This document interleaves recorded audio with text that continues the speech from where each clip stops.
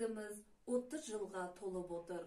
Осы уақыт ішінде елімізді дүние жүзі танып білді.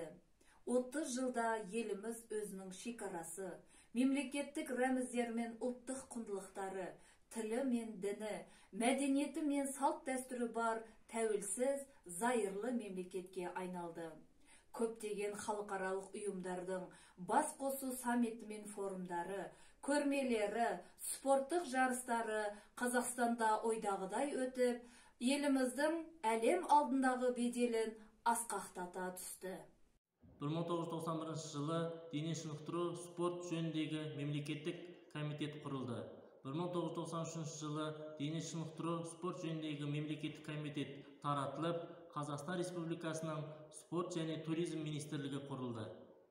1991 жылы 12 қазан Қазақстан жастар қоғамдық ұйымы құрылды. Оның басты мақсаты тұлғалық мәдениетін қалыптастыру, салауатты өмір салтын ұстануы, мемлекеттік органдарда мәдени, экономикалық мүдделерін білдіру және оларды қорғау болып табылады.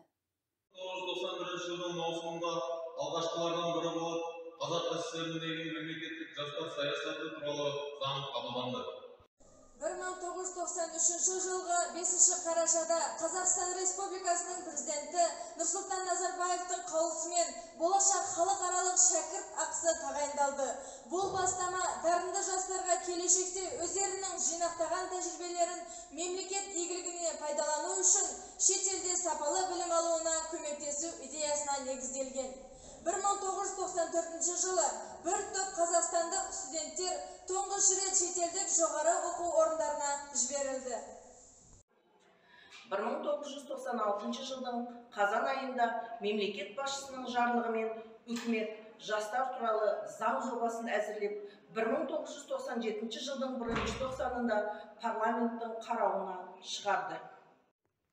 1998 жылдың сәуір айында «Новое поколение» газетінде «За будущее Казахстана» атты республикалық жастар қозғалысының кеңесі мен ақпарат, мәдениет және қоғамдық келісім министрлігінің жастар саясаты бөлімі әзірлеген Қазақстан Республикасы жастар саясаты тұжырымдамасы жарияланды. 2001 жылы 15 маусымда мемлекеттік жастар саясаты мәселесі бойынша парламенттік тыңдаулар өтті. Онда арнайы заңды қабылдау қажеттілік туралы нақты әңгіме болды.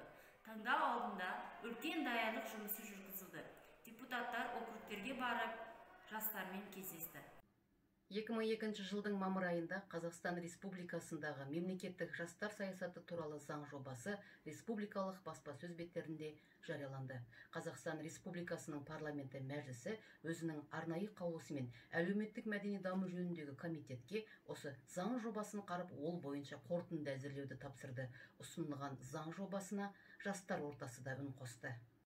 Мәжілістің жұмыс тобы мемлекеттік жастар саясаты туралы заң жобасының үкіметтік нұсқасына депутаттар ұсынған түзетулерді қарады.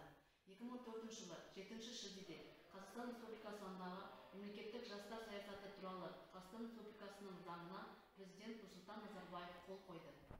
2013 жылдың ақпан айында Қазақстан Республикасының үкіметі 2020 жылға дейінгі мемлекеттік жастар саясаты тұжырымдамасын мақұлдады. Мемлекеттік жастар саясатының басты басымдылығы жастардың өз мүдделеріне, бейімділігіне, дене мүмкіндіктеріне сәйкес және қоғам мүдделерін ескере отырып, еркін әлеуметтік даму құқығын, шығармашылық бастаманы іске асыру үшін жағдай жасау болып табылады.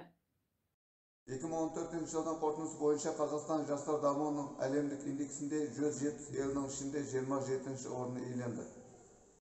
2016 жылдан бастап 2020 жылға дейін Қазақстан 2020 болашаққа жол мемлекеттік жастар саясаты тұжырымдамасының екінші кезеңі іске асыру басталды. 2018 жылы Қазақстан Республикасының президенті Нұрсұлтан Әбішұлы Назарбаев жастарға жаңа мүмкіндіктер сыйлаған 5 әлеуметтік бастаманы іске қосты. 2018 жылы 5 қазандағы Қазақстан Республикасының президенті елбасы Нұрсұлтан Әбішұлы Назарбаев қазақстандықтардың әл ауқатының өсуі, табыс пен тұрмыс салтын арттыру атты жолдауында 2019 жылды жастар жылы деп жариялады.